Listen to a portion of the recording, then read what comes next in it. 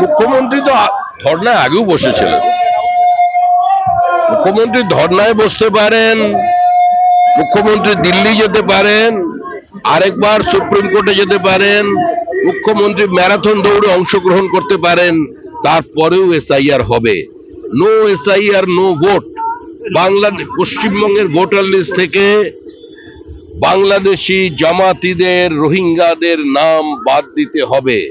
যারা মৃত ভোটারদের মায়া কাটিয়ে এখনো উঠতে পারেননি, তাদের রেখে যেতে চাইছেন। যারা ভুয়ো ভোটারকে রাখতে চাইছেন, তাদের নিয়ে নির্বাচন হবে না।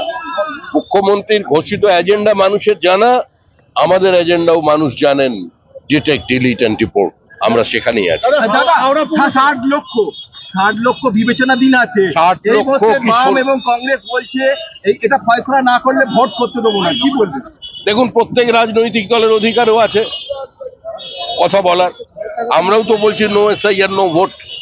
এই যে হাওড়ার বিভিন্ন জায়গায় আমাদের বিএলএ-2রা আক্রান্ত হয়েছেন, বিএলওদের দিয়ে পরিকল্পিতভাবে জেনুইন ভোটারের উপর প্রশ্নচিহ্ন লাগিয়ে আজকে তাদের নাম বাদ দিয়ে তাদের লাইনে দাঁড় করিয়েছে। এটা তৃণমূলী চক্রান্ত। সুতরাং আমরাও বলছি, আমাদের ফর্ম 7, আমাদের অভিযোগ যা ছিল সেগুলোকে অ্যাড্রেস করতে হবে, তার শুনানি করতে হবে। তাছাড়া আমরা নির্বাচনে অংশগ্রহণ করব না।